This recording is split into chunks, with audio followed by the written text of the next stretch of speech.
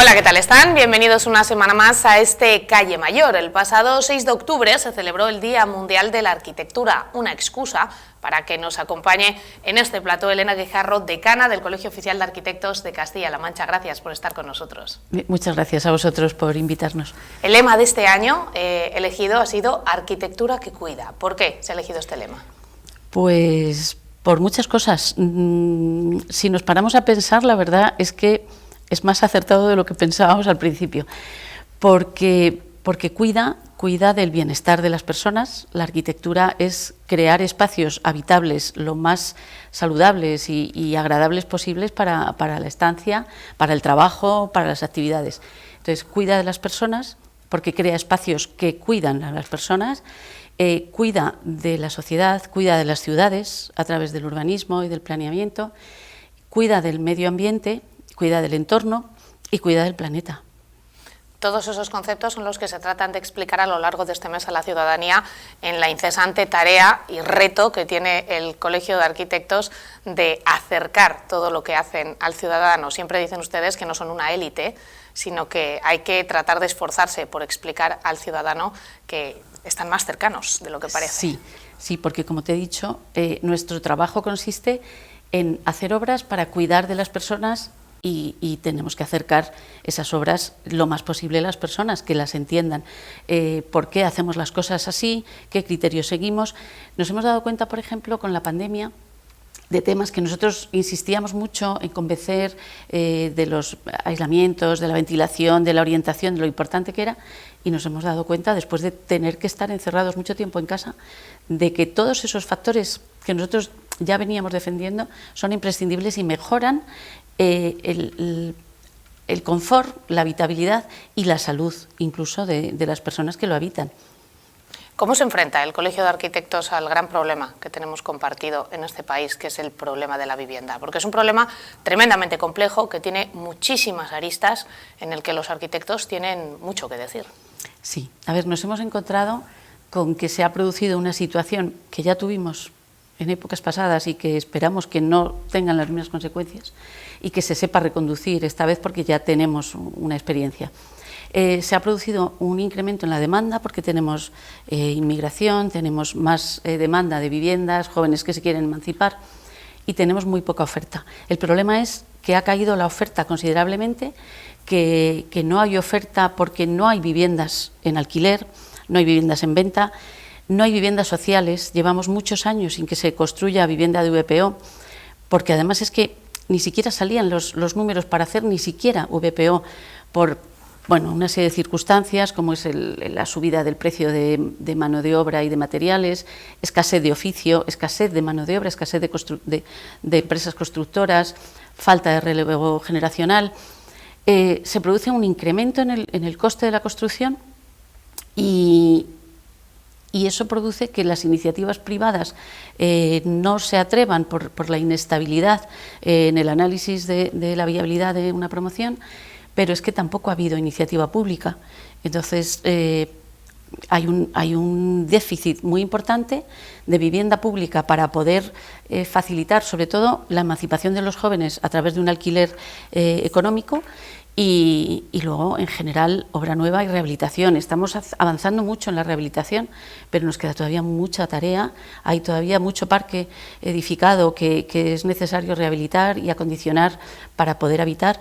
Y luego, incluso en entorno rural, donde se está haciendo un trabajo muy importante de estrategias para poder poblar entornos rurales, nos encontramos que también ahí hay falta de viviendas porque las viviendas que hay no están acondicionadas o no están disponibles porque la propiedad está muy fragmentada. Entonces, son muchas circunstancias las que nos han llevado hasta aquí y son muchos los medios que tenemos que poner a corto, medio y largo plazo para ir solucionando el problema, que es muy grave. La parte de los jóvenes quizá es la que más públicamente preocupa a todo el mundo, o parece que preocupa a todo el mundo. Sí. En Guadalajara tenemos un reto muy importante, que es ese campus universitario que esperamos se pueda abrir lo antes posible. Supondrá sin duda un aluvión de gente joven que requiera incluso vivir aquí, y yo no sé si estamos preparados. Pues eso acentúa más el problema, que no en todos los sitios es igual de grave, pero donde haya más demanda vamos a tener más problemas todavía. Entonces, ya digo, sí que hay soluciones que se van haciendo poco a poco, pero tenemos que intentar que se apliquen también legislativas, o sea, normas que permitan el poner más vivienda en el mercado, dar más seguridad jurídica a propietarios e inquilinos, regular el tema de las viviendas turísticas, de uso turístico, evitar que se... Pero claro, esto es una consecuencia. Ahora mismo se están alquilando viviendas por habitaciones. Estamos llegando a unas situaciones que no son correspondientes a una vivienda digna, que no responden a unos criterios de habitabilidad suficiente y todo eso tenemos que evitarlo también. Y a unos precios tremendamente abusivos, nos contaba hace meses el responsable de Accent, unos precios realmente abusivos por una habitación. Pero esto es la ley de la oferta y la demanda. Si aumenta la oferta, como está aumentando, escasea la oferta y aumenta la demanda, pues se produce el incremento de precios. Por eso hay que aumentar oferta y cubrir la demanda que hay para que se estabilicen los precios, porque mientras siga habiendo este problema los precios seguirán subiendo. O sea, si un propietario tiene una vivienda y la puede alquilar por 200 y se queda vacía y la alquila por 300 y por 400 y por 500, seguirá subiendo hasta que llegue un momento donde no la pueda alquilar y tenga que bajar el precio.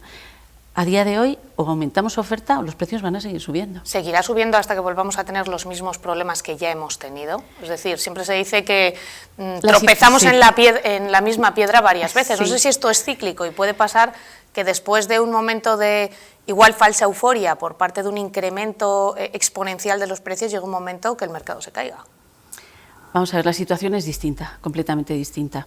En aquella ocasión, cuando la crisis, había un problema de unos intereses muy bajos, de un exceso de liquidez, donde la gente movía el dinero con mucha facilidad y llegó un momento en el que eso cortó, cuando empezaron a subir los tipos de interés, se cortó y la gente se endeudó y se empezó a producir esa crisis. La situación es distinta. Ahora mismo, ya digo, la solución está por poner oferta, o sea, sacar oferta de vivienda en alquiler y en venta, rehabilitar lo que hay, pero necesitamos incentivos fiscales, incentivos económicos, ayudas, subvenciones para poder salir adelante.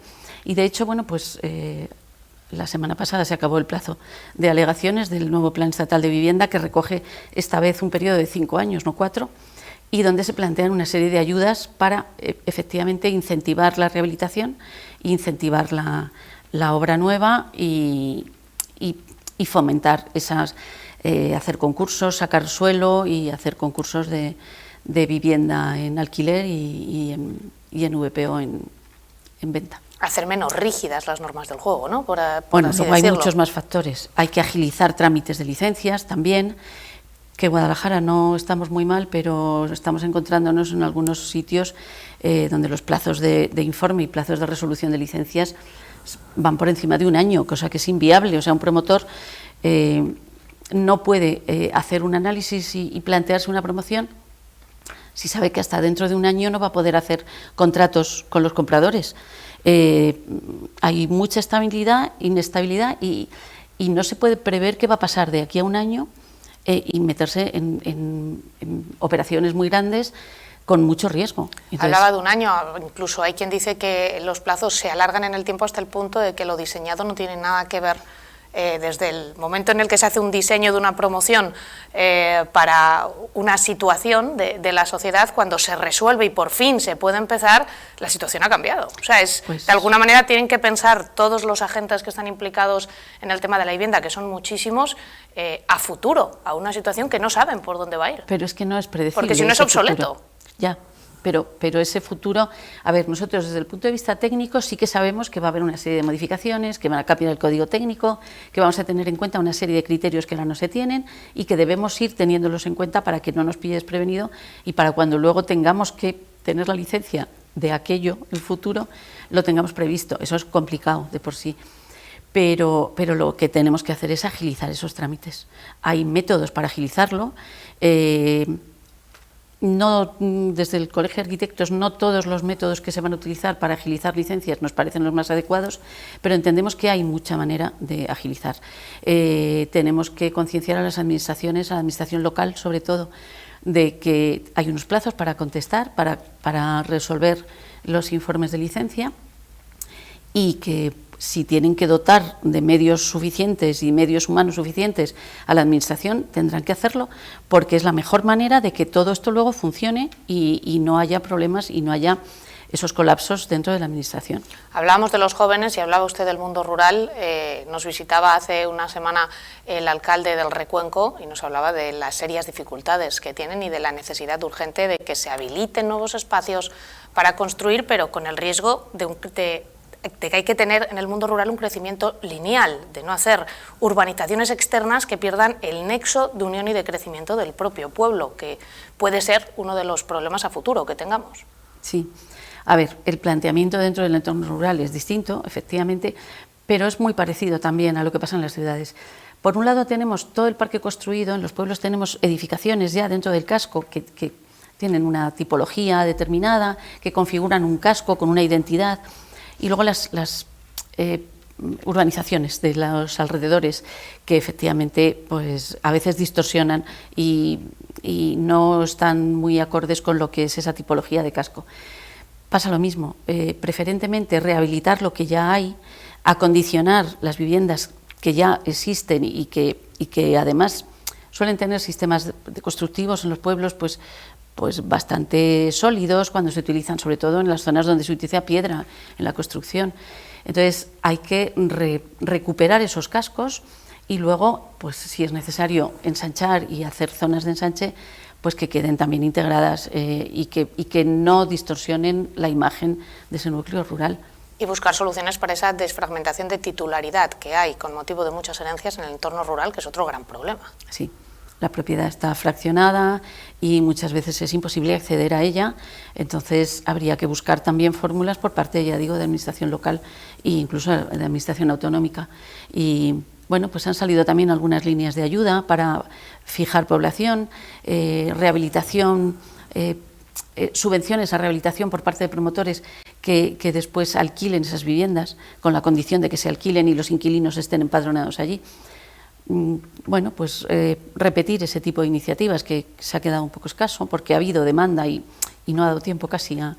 Entonces, hay soluciones ya encima de la mesa que están empezando a funcionar, pero que quizá hay que darles más difusión y darles más facilidades para llevarlas a cabo. Porque igual vamos un poco lentos y se nos olvida extender esas posibilidades que existen a las personas que tienen esos problemas. Sí, pero también es que es difícil, yo entiendo que es cuando estamos hablando de regeneración de barrios, por ejemplo, o de rehabilitación de un edificio completo, con un SATE, con un aislamiento, con renovación de carpinterías, con renovación de instalaciones. Es complicado poner de acuerdo a todo el mundo. Entonces, a veces funciona y otras veces, por la propia gestión de todos los propietarios, se hace muy difícil el poder llegar a término. Entonces, bueno, pues nosotros en el Colegio de Arquitectos estuvimos gestionando con la Junta de Comunidades de Castilla-La Mancha la posibilidad de las oficinas de rehabilitación que al final se han implantado con el Consejo de Aparejadores de Castilla-La Mancha también, donde hemos conseguido, a través de una línea de subvención del programa 2 de los Next Generation, tener subvencionadas nuestras oficinas y dar ese servicio para llegar a la ciudadanía, para informar. Hemos hecho programas, hemos ido a todos los municipios de cierta entidad, a través de la página web, hemos asesorado y hemos intentado difundir lo más posible ese tipo de ayudas y sobre todo ayudar al ciudadano a gestionarlas. Y bueno, pues al final es un engranaje que tiene que funcionar por todos los lados. Ha habido muchas solicitudes, quizá luego se ha producido un atasco en la administración donde se ha tardado más de la cuenta en resolver. Entonces, por eso digo, tiene que estar todo engranado, entonces tiene que funcionar todo a la vez y tenemos que ir muy coordinados y esa es un poco la dificultad de que todas estas ayudas que tienen que salir además, y nosotros hemos pedido que a través del plan de vivienda también se vinculen este tipo de ayudas a las oficinas, porque entendemos que hacemos un papel importante en el sentido de facilitar la gestión.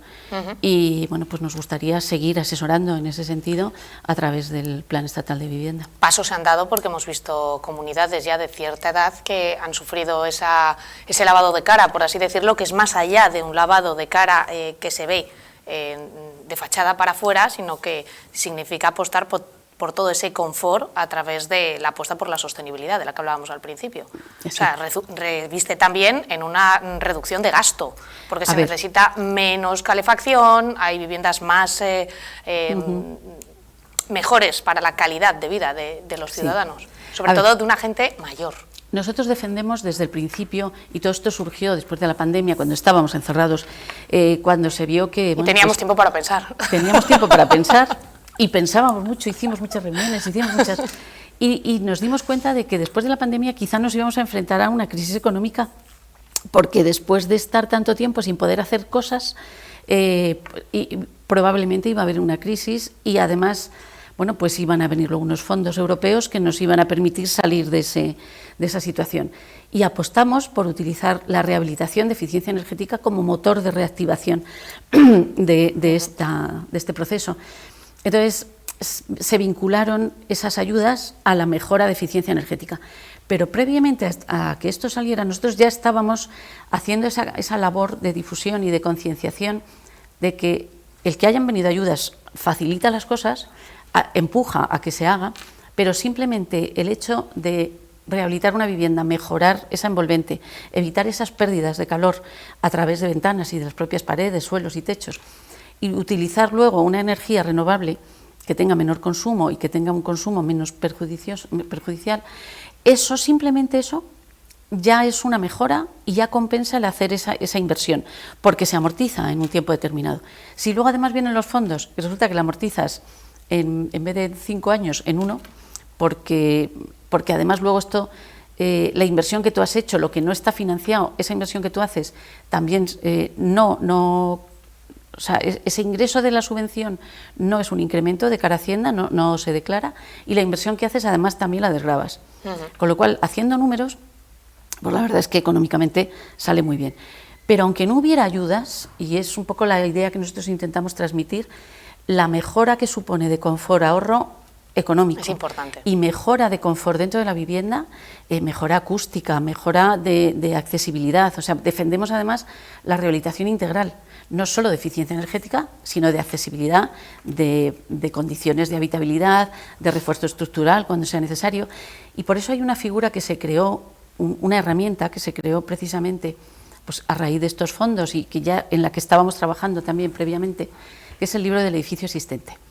El libro del edificio existente, el nombre es un poco extraño, porque teníamos el libro del edificio, que es lo que hacíamos cuando se terminaba una promoción, y hacíamos como el manual de instrucciones, todas las fichas, y con eso se le daba al propietario, y ahí tenía las instrucciones de uso y toda su información.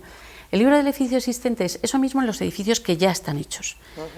Entonces, se hace una IT, un informe, o sea, una inspección técnica, un informe de evaluación de edificio que añade luego informe de accesibilidad y de eficiencia energética. O sea, se hace un diagnóstico, se hace un análisis de cómo está el edificio, los problemas que tiene, y luego se hace un plan de mejora, una especie de anteproyecto de qué intervenciones se deben hacer en ese edificio para conseguir las mismas prestaciones que si fuera un edificio nuevo cumpliendo la normativa actual. O sea, cómo podemos mejorar ese edificio para llegar a lo que tiene que ser, para que funcione como tiene que funcionar. Y eso es una línea de actuación donde si ese libro del edificio, la comunidad de propietarios ya lo tiene y va a hacer cualquier tipo de intervención, ya sabe por dónde tiene que ir y el resultado que va a tener. Y no es ir haciendo intervenciones sin ton ni son, y sobre todo que luego algunas te obligan a deshacer parte de lo que ya has hecho. Entonces es hacer pues como un plan director, una línea de trabajo para que poco a poco consigamos que esos edificios tengan las prestaciones que deben tener y funcionen como los nuevos, porque los nuevos ya salen cumpliendo toda la normativa, pero los que tenemos que rehabilitar tenemos que tender a que cumplan también toda la normativa. Y esa herramienta, el libro del edificio existente, completa lo que es el informe de evaluación del edificio con esa especie de línea de actuación que también ha estado subvencionado con la línea 5 del programa de los Next Generation. Hablamos de soluciones habitacionales, de rehabilitación de edificios para vivir, para residir, pero desde el Colegio de Arquitectos también se apuesta y se llama la atención sobre la importancia de cuidar nuestro propio patrimonio, todos esos edificios de un valor incalculable por los que pasamos a diario con el móvil, con la bolsa de la compra, que no les damos ningún tipo de importancia porque forman parte de nuestro día a día, pero ojo, sobre los que hay que tener un cuidado, hay que conservarlos porque si no nos los cargamos. Sí, y no solo todos esos edificios que son de la Edad Media o del siglo XVII, XVIII, no, tenemos patrimonio arquitectónico muy valioso de épocas más recientes que también tenemos que aprender a valorar y a proteger. Nos ha pasado, bueno, hay una fundación a nivel internacional que en España y Portugal es Fundación Docomomo Ibérico, que es documentación y conservación del movimiento moderno, que intenta preservar toda esa arquitectura del movimiento moderno, valorarla, hacer un registro y protegerla de alguna manera. Por supuesto, tenemos que proteger todo el patrimonio arquitectónico y desde el Colegio de Arquitectos, además, llevamos también unos años haciendo hincapié en nuestro papel fundamental dentro de la protección del patrimonio arquitectónico, como no puede ser de otra manera. Y hemos empezado haciendo unas jornadas de intervención en patrimonio abiertas a todo el público, donde durante un día estamos analizando la situación, la normativa que existe, posibilidad de mejorar y de aplicación, analizamos casos concretos, criterios de intervención, vemos cómo cada edificio y cada intervención en cada uno de los edificios es completamente distinto y cómo abordar cada uno, y luego la última parte solemos también apostar por la conservación de ese patrimonio más actual. Hicimos las primeras el año pasado en Toledo. Este año hemos hecho las segundas jornadas en Cuenca y ya anuncio que las terceras, pues si hemos ido por ciudades patrimonio, tenemos que apoyar una candidatura a paisaje patrimonio, que será Sigüenza-Tienza, el paisaje dulce y salado, donde además hablaremos también de paisaje. Y será en la próxima primavera, en marzo.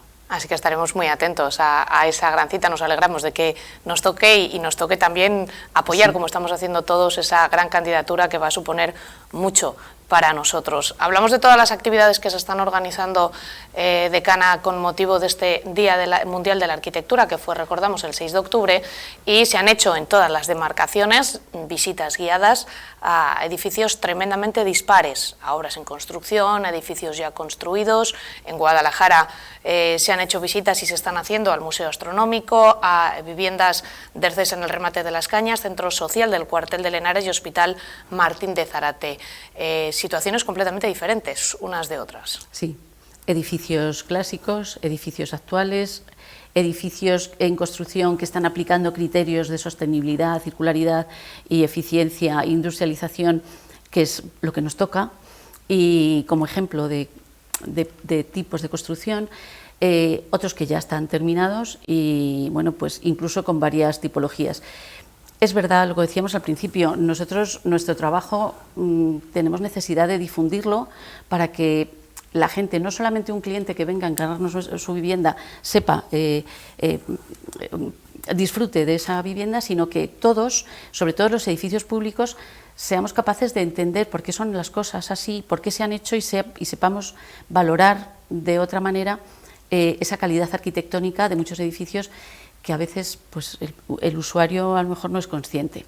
Entonces, sí que hemos visto que desde que se empezaron a hacer esas visitas, pues en general la ciudadanía lo agradece bastante porque bueno, pues la arquitectura no deja de ser un arte y el saber apreciar ese arte por parte de de un público más amplio, pues es mucho mejor para todos, para la ciudadanía y para nosotros como profesionales. Para despedirnos, no quería que se nos pasara destacar una de esas actividades que ha organizado el Colegio de Arquitectos y que tiene mucho que ver con esa conexión que se pretende activar entre los arquitectos y los ciudadanos y que yo creo que se está consiguiendo.